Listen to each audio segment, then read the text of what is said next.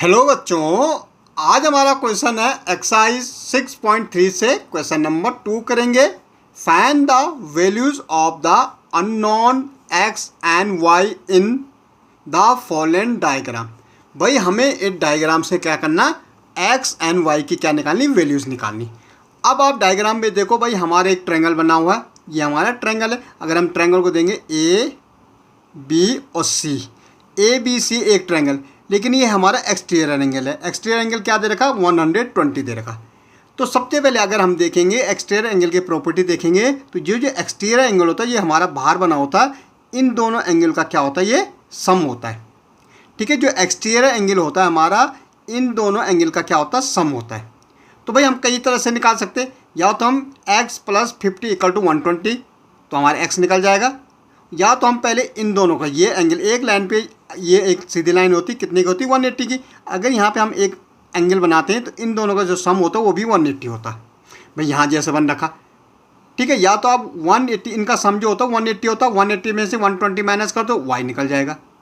या हम exterior angle की प्रॉपर्टी लेंगे। भाई एक्सटीरियर एंगल की प्रॉपर्टी से कैसे निकलता है, देखो एक्सटीरियर एंगल इक्वल टू क्या होता है हमारा, एक्सटीरियर एंगल इक्वल टू हमारा होता है sum of interior opposite angle, interior opposite angle. देखो भाई ये इंटीरियर में है और इसके अपोजिट में है, ठीक है। एक्सटीरियर एंगल के अपोजिट में ये दोनों एंगल बन रहे, भाई इंटीरियर में तो ये, लेकिन ये इसके अपोजिट में नहीं, अपोजिट में ये दोनों एंगल है। तो इसका जो सम होता है ये इंटीरियर अपोजिट एंगल होते हैं, ठीक है। तो अगर हम देखेंगे तो 120 इक्वल टू हमारा क्या हो जाएगा भाई, 50 + x हो जाएगा। भाई मुझे x की वैल्यू चाहिए, तो ये 120, देखो ये इक्वल का साइन, इक्वल से आगे आ जाएगा तो -50 हो जाएगा इक्वल टू x। भाई 120 से 50 माइनस कर दो, 0 से 0 चला जाएगा और 12 से 5 जाएगा तो 70। तो x हमारा क्या आ गया भाई, 70। x की वैल्यू हमें मिल गई 70। भाई x हमें ये 70 मिल गया। अब आप इस किसी भी तरह से निकाल सकते हैं, या तो अब sum of the angle of the triangle होता है। भाई एक ट्रायंगल का जो सम होता है 180 होता है, या फिर लीनियर पेयर से इससे भी आप निकाल सकते हैं। 180 में से 120 माइनस कर दो तो ये 60 आ जाएगा, इससे भी आप निकाल सकते हैं। तो हम निकालेंगे सम ट्रायंगल की प्रॉपर्टी से। तो आप देखो in triangle A B C, भाई ये तीनों एंगल हैं। भाई क्या है, angle A plus angle B plus angle Y हमें निकालना है। वाई इक्वल टू क्या होगा भाई, 180। क्यों होगा भाई, रीजन क्या होता है, sum of angles of triangle is 180 degree. भाई एक ट्रायंगल के तीनों साइड तीनों एंगल जो होते हैं वो कितने के होते हैं, 180 डिग्री के होते हैं। भाई एक ट्रायंगल तीनों एंगलों का सम क्या होता है, 180 डिग्री होता है। तो भैया ए तो हमें पता है क्या है, 50 है, पी तो हमें पता है क्या है, 70 है, निकाल रखा हमने। और हमें एंगल वाई निकालना इक्वल टू 180। भाई इनका सम करो, क्या आ रहा, 120 आ जाएगा, सीधे सीधे 120, okay. Plus angle Y equal to 180, और angle Y equal to 180 minus 120, तो एंगल वाई इक्वल टू क्या आ जाएगा भाई, 60 आ जाएगा, ओके। और इससे भी हमारा वही आना था, देखो y + 120 इक्वल टू भी 180 होता है। क्यों होता है, ये एक लीनियर, एक सीधी लाइन है, और इसमें दो एंगल जो बनते हैं उसको हम कहते हैं लीनियर पेयर। क्या बोलते हैं, लीनियर, LINEAR, लीनियर पेयर। भाई ये 120 पीछे जाएगा तो ये भी 60 आएगा, इससे भी हमारा 60 आ जा रहा, ओके। सेकंड फिगर देखो बच्चों, अब देखो सेकंड में हम देखेंगे, भैया यहाँ ये एंगल दे रखा हमें 80 डिग्री। अगर हमारा एक एंगल ये है और इसको क्रॉस ये, तो इसका वर्टिकली अपोजिट ये हो जाता। भाई ये वर्टेक्स बना रहा है, यहाँ पे जब दो लाइन जहाँ पे मिलते हैं उसको वर्टेक्स बोलते हैं। भाई ये सीधा ऐसा क्रॉस हो गया तो यहाँ भी वर्टेक्स ही है, तो इसका वर्टिकली अपोजिट ये हो रहा, बिल्कुल अपोजिट में है कि नहीं है। तो सबसे पहले तो हमें ये, तो भाई इसको हम नाम y दे देते हैं, ठीक है। तो हम लिख सकते हैं इसमें y इक्वल टू क्या लिख सकते हैं, 80। भाई y इक्वल टू 80 क्यों होगा, क्योंकि ये हमारे वर्टिकली अपोजिट एंगल है, और जितना ये होगा उतना ये होगा, vertically opposite angle, okay, vertically opposite. अब हमें भाई y मिल गए। अब ट्रायंगल का सम कितना होता है, तीनों एंगलों का सम कितना हो 180 होता। भाई वाई हमें कितना मिल गया 80 मिल गया भाई, इसका वर्टिकल अपोजिट हो गया तो ये 80 मिल गया। तो अब देखो बच्चों 50 प्लस 80 प्लस एक्स हमें निकालना और इनका सम क्या होता 180। भाई एक ट्रायंगल है पूरा, अगर हम इनको नेमिंग करेंगे तो एक ट्रायंगल है, ये एक ट्रायंगल बन अंदर, इनका सम 180। रीजन हमारा वही होगा जो हमने फर्स्ट में दिया, sum of the angle of the triangle क्या आएगा, sum of angles of triangle is 180 degree. ठीक है, तो भैया ये ऐड कर दो 130 आ रहा प्लस एक्स इक्वल टू 180। भाई एक्स इक्वल टू 180 पीछे जाएगा तो माइनस 130, तो एक्स इक्वल टू हमारा क्या आ जाएगा 50 आ जाएगा। तो भैया एक्स हमारा क्या आ गया 50 आ गया। ओके, अगेन नेक्स्ट देखो बेटा तीसरा वाला। भाई अगेन वही चीज़ आ रही, एक्स ये हमारा क्या होता है इंटीरियर एंगल है और ये हमारा एक्सटीरियर एंगल है। भाई ये हमारा एक्सटीरियर एंगल की प्रॉपर्टी लगेगी। देखो हमने कहा था एक्सटीरियर एंगल इक्वल टू क्या होता है, एक्सटीरियर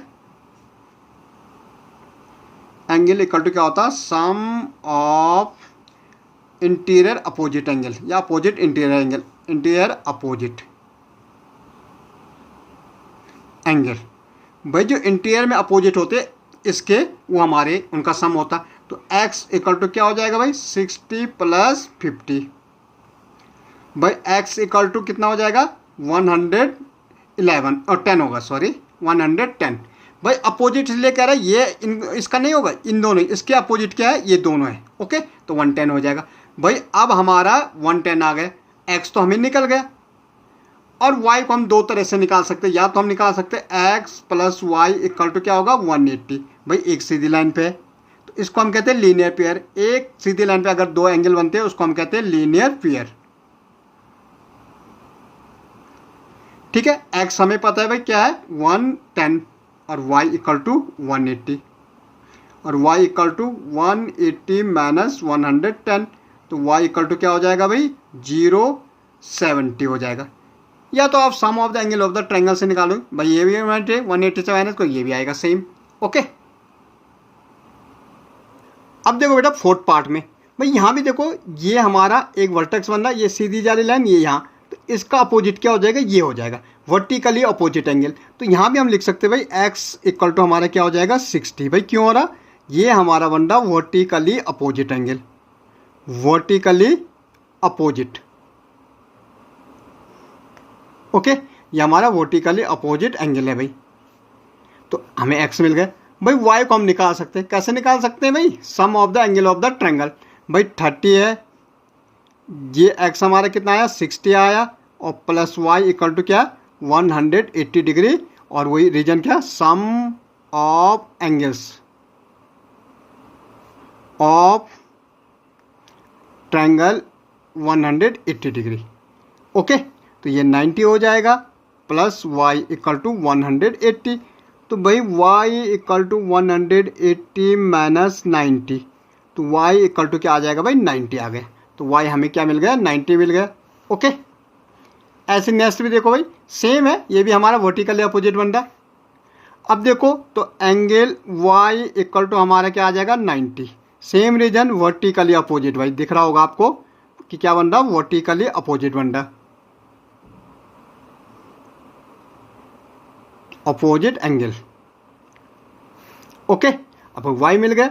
अब y हमारा 90 हो गई, x इक्वल दे रखे भाई, तो हमारा क्या होगा x प्लस 90 इक्वल टू 180। भाई रीजन वही sum of the angle of the triangle. Okay, तो ये 2x हो जाएगा प्लस 90 इक्वल टू 180। भाई 2x इक्वल टू 180 माइनस 90 पीछे जाएगा और 2x इक्वल टू यहाँ 90 और x इक्वल टू 90 अपॉन 2, इसको काटोगे आप 45। भाई तो x इक्वल टू हमारा 45 है, तो दोनों x है तो दोनों 45 हो जाएंगे। ओके, भाई ये भी 45 है और ये भी 45 हो जाएगा। इस वाले में देखेंगे आप तो भैया ये हमें बाहर दे रखे एक्सटीरियर एंगल दे रखे सारे। ठीक है, ये भी बाहर का एंगल है, ये भी बाहर का है और ये भी हमारा बाहर का है। तो सबसे पहले हमको पता है कि सम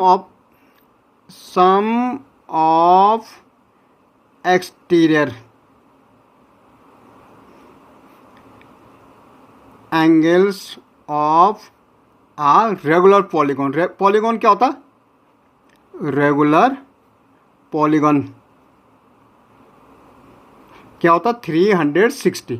भाई रेगुलर पॉलीगॉन होता जो तीन या तीन से ज़्यादा लाइन सेगमेंट से कोई फिगर बनी होती। भाई ये 3 से बनी है, 3 या 3 से ज़्यादा लाइन सेगमेंट से जो भी हमारी फिगर बनती है उसको हम रेगुलर पॉलीगॉन बोलते हैं। ओके, तो इनका सम होता 360। तो भैया x प्लस एक्स क्या हो जाएगा? 360। भाई भार अंदर की बात नहीं कर, एक्सटीरियर बोला हमने, ठीक है, एक्सटीरियर एंगलों का सम होता है। ओके, तो ये क्या हो जाएगा? 3x 360 equal to 360। भाई x इक्वल टू 360 अपॉन 3। भाई 3 1 जा 3, 3 2 जा 6, ये 0। तो x इक्वल टू हमारा क्या आ गया? 120 आ गया। भाई x 120 आ गया। भाई ये हमारा वर्टिकल अपोजिट है, तो x इक्वल टू क्या हो जाएगा? y। क्या, क्यों भाई? वर्टिकली अपोजिट है, वर्टिकली अपोजिट है। ओके, तो y इक्वल टू भी हमारा 120 हो गया भाई। ओके।